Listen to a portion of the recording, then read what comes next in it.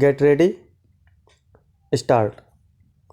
At any rate, the speaker continued, the reporter was no longer the terror of public speakers and now only reported the speeches of the great lions of the front bench.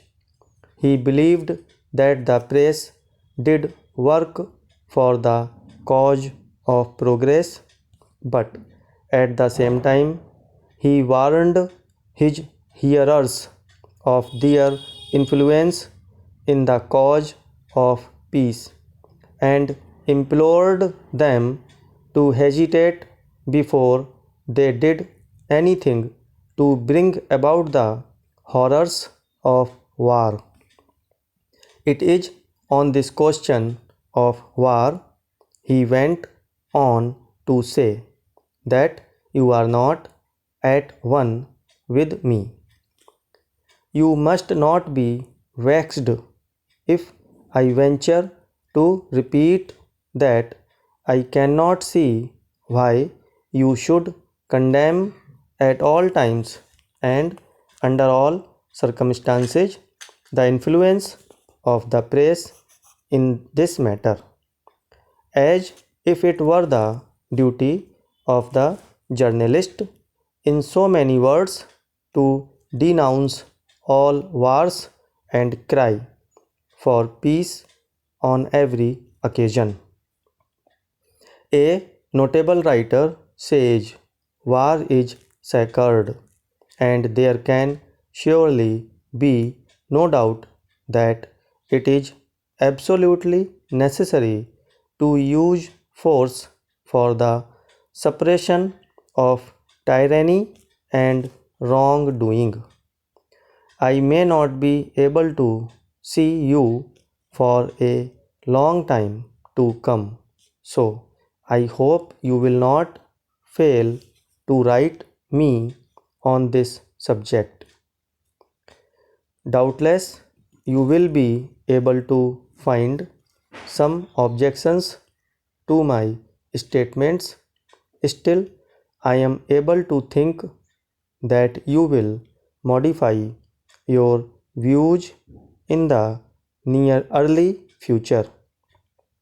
If it be not too much trouble to you, will you kindly post to me the copies of the pamphlets I lent you some time ago? And although you may not have read all of them, perhaps you will give me your opinion on those you have perused.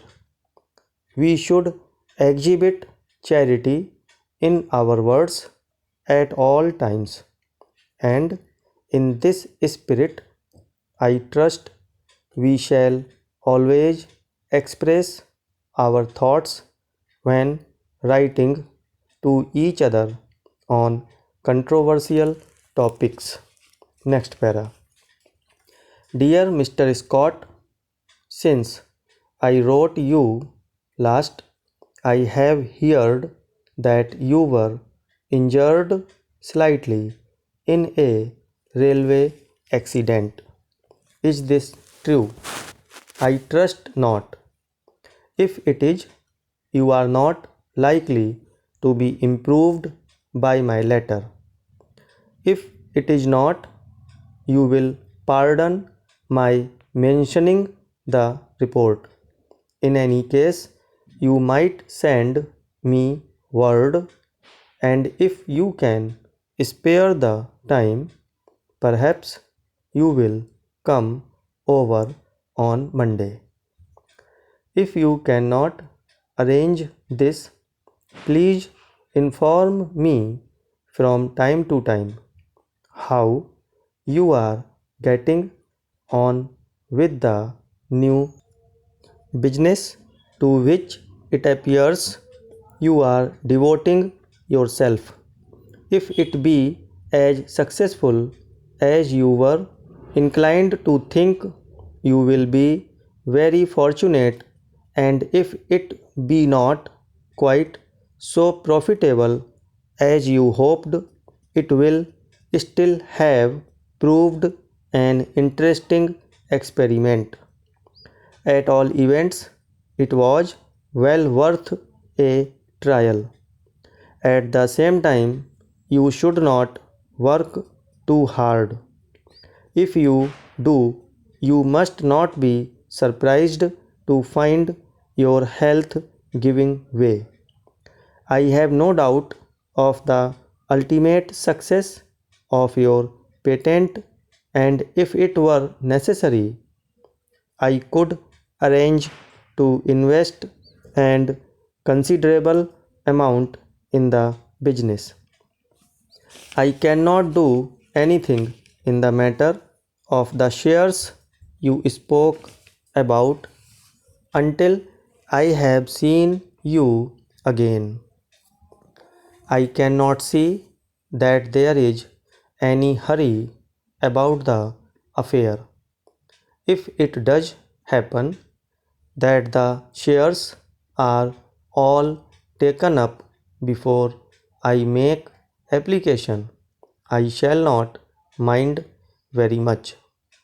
I am trusting, however, that you will be able to pay me a visit on Monday and explain matters. I have staying with me an old friend who has been out to South America for 3 years on business matters, and I am sure you will be delighted with his conversations on the customs and manners of the natives. Yours truly. Stop.